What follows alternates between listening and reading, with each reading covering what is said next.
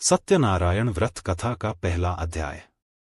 एक समय की बात है, नैशिरण्य तीर्थ में शौनिकादि 88,000 ऋषियों ने श्री सूत जी से पूछा, है प्रभु, इस कलयुग में वेद विद्या रहित मनुष्यों को प्रभु भक्ति किस प्रकार मिल सकती है तथा उनका उद्धार कैसे होगा? हे मुनि श्रेष्ठ, कोई ऐसा तप बताइए जिससे थोड़े समय में ही पुण्य मिले और मनवांछित फल भी मिल जाए। इस प्रकार की कथा सुनने की हम इच्छा रखते हैं। सर्व शास्त्रों के ज्ञाता सूत जी बोले, हे वैष्णवों में पूज्य, आप सभी ने प्राणियों के हित की बात पूछी है, इसलिए मैं एक ऐसे श्रेष्ठ व्रत को आप लोगों को बताऊंगा जिसे नारद जी ने लक्ष्मी नारायण जी से पूछा था और लक्ष्मीपति ने मुनिश्रेष्ठ नारद जी से कहा था। आप सब इसे ध्यान से सुनिए। एक समय की बात है, योगीराज नारद जी दूसरों के हित की इच्छा लिए अनेकों लोकों में घूमते हुए मृत्युलोक में आ पहुंचे। यहां उन्होंने अनेक योनियों में जन्मे प्राय सभी मनुष्यों को अपने कर्मों द्वारा अनेकों दुखों से पीड़ित देखा। उनका दुख देख नारद जी सोचने लगे कि कैसा यत्न किया जाए जिसके करने से निश्चित रूप से मानव के दुखों का अंत हो जाए। इसी विचार पर मनन करते हुए वह विष्णुलोक में गए। वहां वह देवों के ईश नारायण की स्तुति करने लगे, जिनके हाथों में शंख, चक्र, गदा और पद्म थे, गले में वरमाला पहने हुए थे।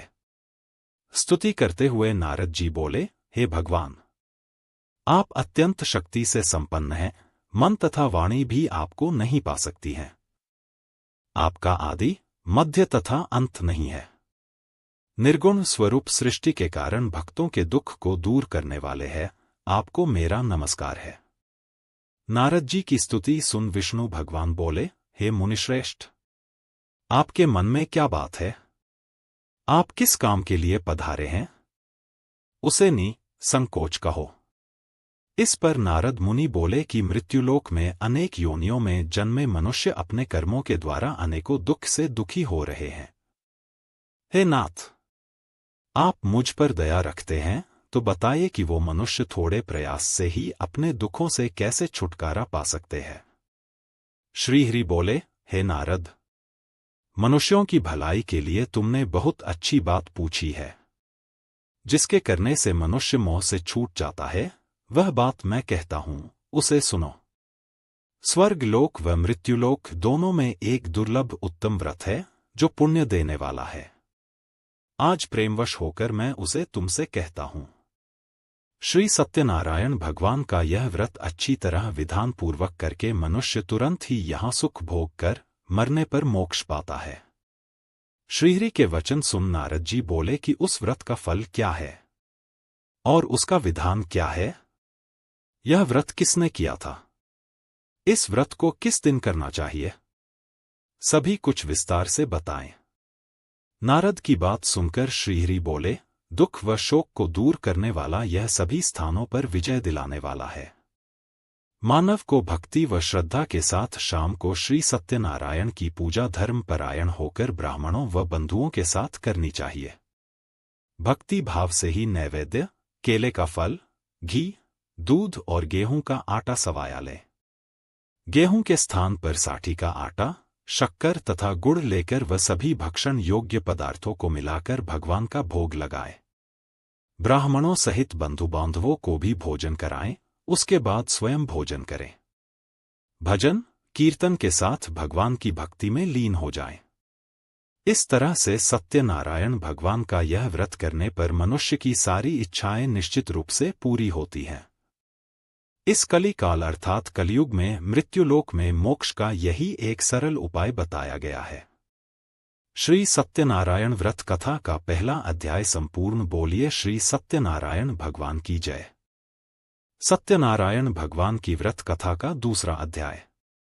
सूत जी बोले, हे ऋषियों, जिसने पहले समय में इस व्रत को किया था उसका इतिहास कहता हूं, ध्यान से सुनो। सुंदर काशीपुरी नगरी में एक अत्यंत निर्धन ब्राह्मण रहता था। भूख प्यास से परेशान वह धरती पर घूमता रहता था।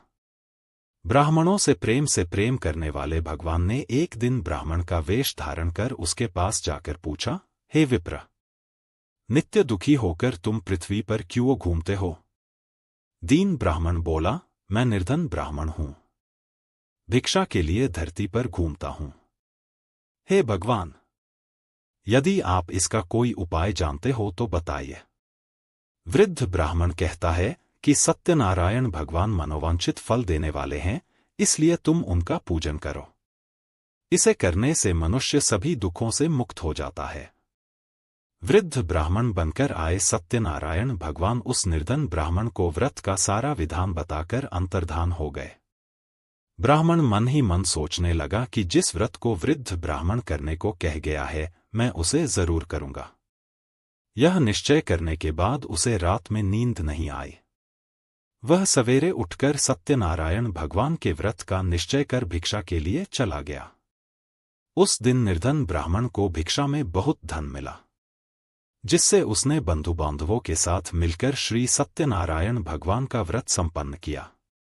भगवान सत्यनारायण का व्रत संपन्न करने के बाद वह निर्धन ब्राह्मण सभी दुखों से छूट गया और अनेक प्रकार की संपत्तियों से युक्त हो गया। उसी समय से यह ब्राह्मण हर माह इस व्रत को करने लगा। इस तरह से सत्यनारायण भगवान के व्रत को जो मनुष्य करेगा वह सभी प्रकार के पापों से छूटकर मोक्ष को प्राप्त होगा। जो मनुष्य इस व्रत को करेगा वह भी सभी दुखों से मुक्त हो जाएगा। सूत जी बोले कि इस तरह से नारद जी से नारायण जी का कहा हुआ श्री सत्यनारायण व्रत को मैंने तुमसे कहा।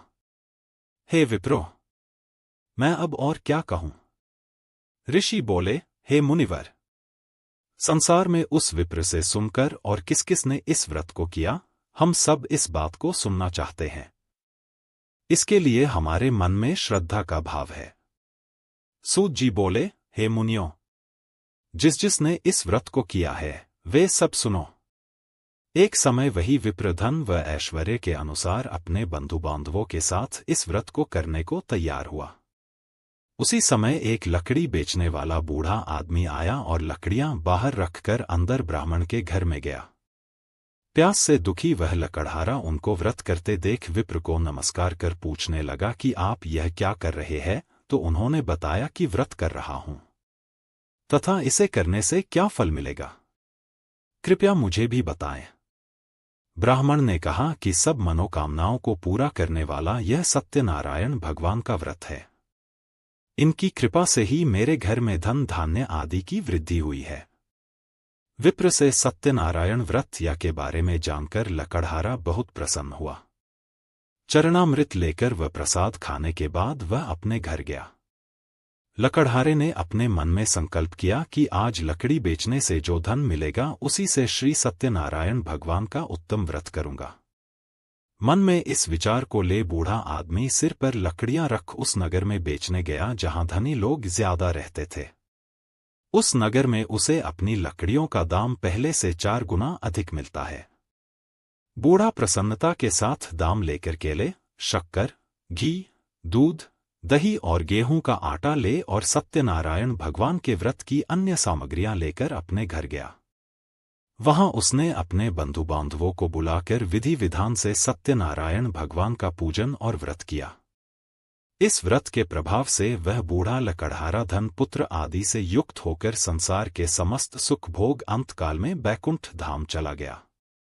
श्री सत्यनारायण व्रत कथा का दूसरा अध्याय संपूर्ण बोलिए श्री सत्यनारायण भगवान की। सत्यनारायण भगवान की व्रत कथा का तीसरा अध्याय। सूत जी बोले, हे श्रेष्ठ मुनियों, अब आगे की कथा कहता हूं। पहले समय में उल्कामुख नाम का एक बुद्धिमान राजा था।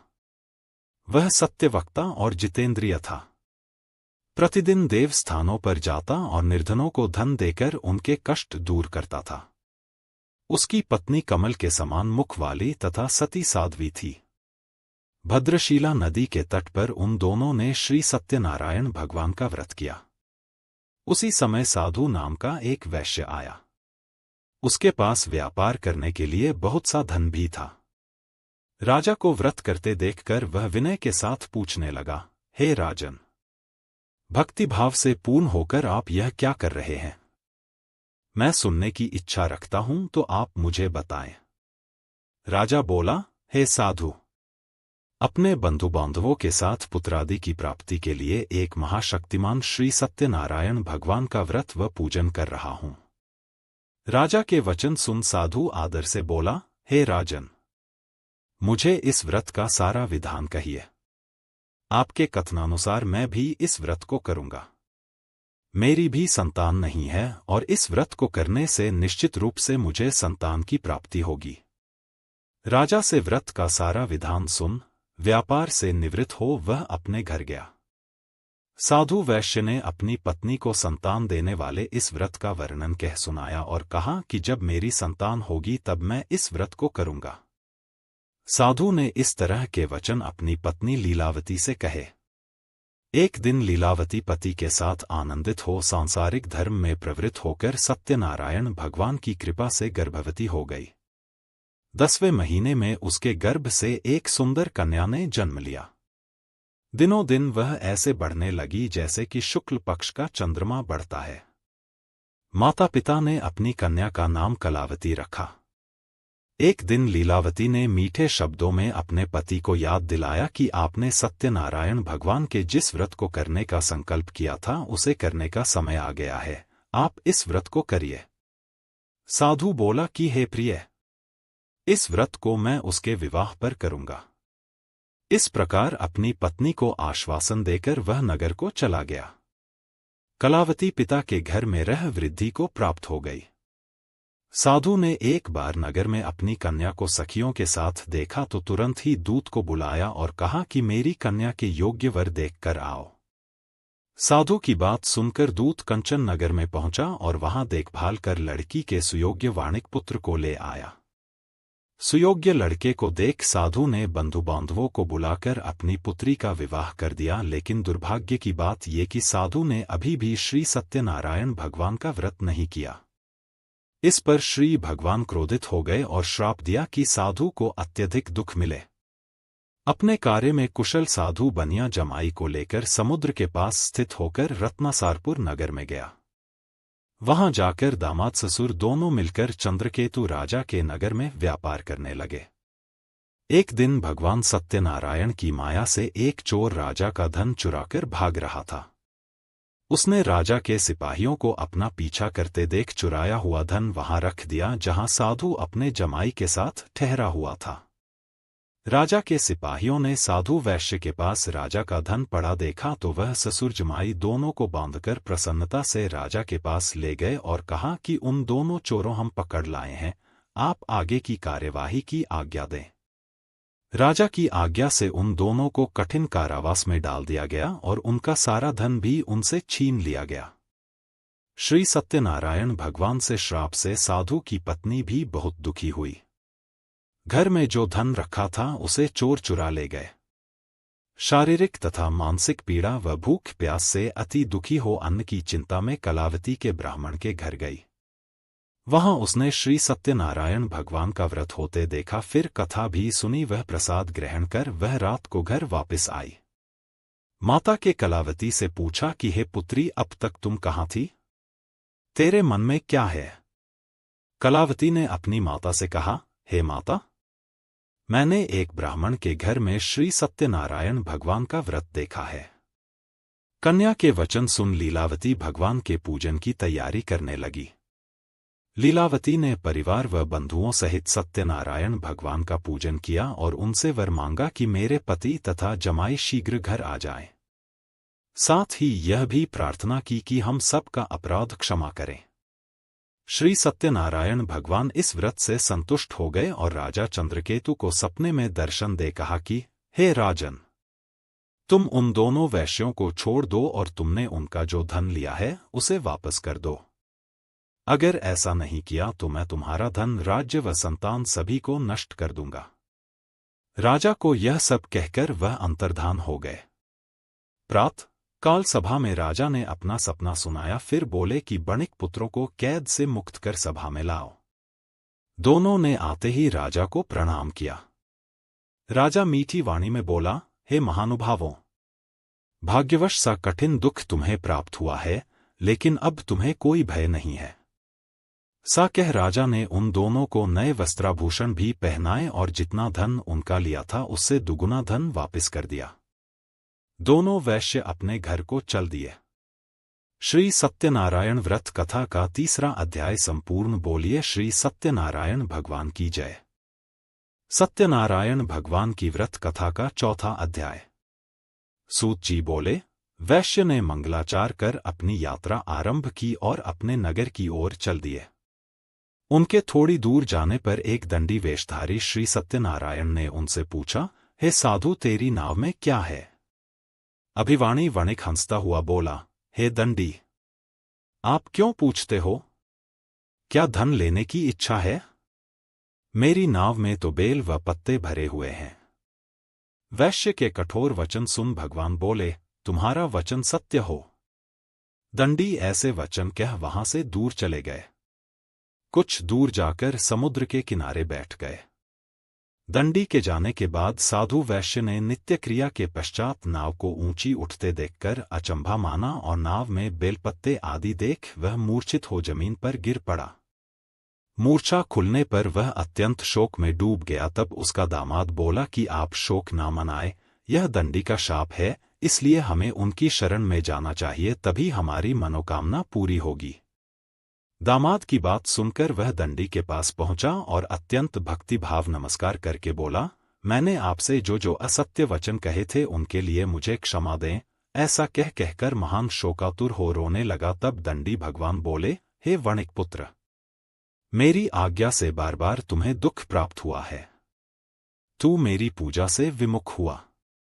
साधु बोला, हे भगवान, आपकी माया से ब्रह्मा आदि देवता भी आपके रूप को नहीं जानते, तब मैं अज्ञानी कैसे जान सकता हूं?